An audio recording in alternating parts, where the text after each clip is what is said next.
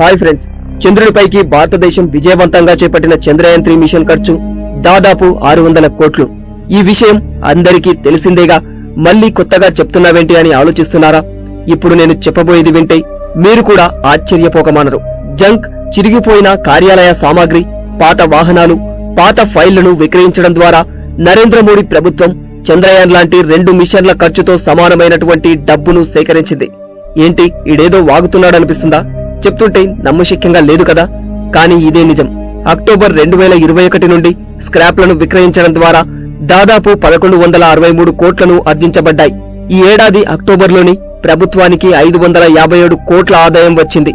October 2021 నుండి కేంద్ర ప్రభుత్వ కార్యాలయాల్లో 96 లక్షల ఫైళ్లను తొలగించబడినట్లు నివేదిక పేర్కొంది. తొలగించబడ్డ ఈ ఫైళ్లు ఏమైపోయాయి?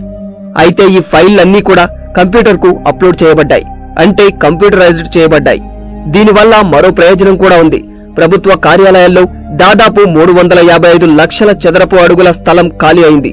ఇది కార్యాలయాల్లోని కారిడార్లను శుభ్రపరచడం, ఖాళీ స్థలాన్ని వినోద కేంద్రాలు, ఇతర ఉపయోగకరమైన ప్రయోజనాల కోసం ఉపయోగించవచ్చు.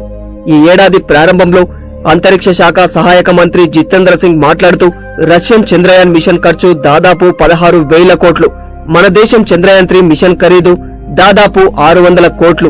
చంద్రుడు, అంతరిక్ష యాత్రల ఆధారంగా హాలీవుడ్ చిత్రాలకు 600 కోట్ల వరకు పైగానే ఖర్చు అవుతుంది. ఈ స్క్రాప్ల విక్రయం ద్వారా వచ్చిన 1163 కోట్ల ఆదాయం పారిశుద్ధ్యంపై ప్రభుత్వ కార్యాలయం ఎంత పెద్దది, ముఖ్యమైనదో సూచిస్తూ ఉన్నారు. ఇందుకు ప్రధాని నరేంద్ర మోడీ ప్రత్యక్షంగా సహకరించారు. పరిపాలనా సంస్కరణలు, ప్రజా ఫిర్యాదుల విభాగం ఈ ప్రచారానికి నాయకత్వం వహించింది.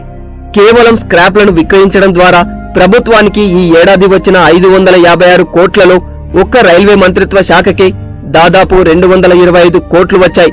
ఇతర ప్రధాన ఆదాయ శాఖలలో రక్షణ మంత్రిత్వ శాఖ 168 కోట్లు, పెట్రోలియం, సహజ వాయువుల మంత్రిత్వ శాఖకు 56 కోట్లు, బొగ్గు మంత్రిత్వ శాఖకు 37 కోట్లు వచ్చాయి.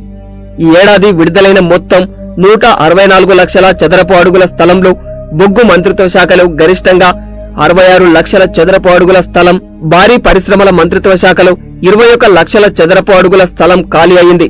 దీని తర్వాత రక్షణ మంత్రిత్వ శాఖలో 19 లక్షల చదరపు అడుగుల స్థలం ఖాళీ చేయబడింది. ఈ ఏడాది దాదాపు 24 లక్షల ఫైళ్లు తొలగించబడ్డాయి. అత్యధిక సంఖ్యలో తొలగింపులు విదేశీ వ్యవహారాల మంత్రిత్వ శాఖలో 3.9 లక్షల ఫైళ్లు తొలగించబడ్డాయి. ఆ తర్వాత మిలిటరీ వ్యవహార శాఖలో 3.15 లక్షల ఫైళ్లు రిట్రేచ్మెంట్ జరిగింది.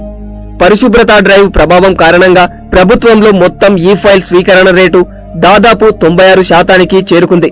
సో ఇది సంగతి. కేవలం స్క్రాప్లను విక్రయించడం ద్వారా దాదాపు ప్రభుత్వానికి 1200 కోట్ల ఆదాయం వచ్చింది. సరైన ఆలోచన ఉంటే ఏదైనా లాభదాయకంగానే ఉంటుంది అనడానికి ఇది బెస్ట్ ఎగ్జాంపుల్.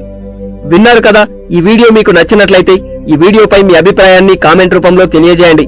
ఇలాంటి ఆసక్తికరమైన మరియు ఇన్ఫర్మేటివ్ వీడియోస్ కోసం ఇప్పుడే ఆర్టీవీని ఫాలో అయిపోండి.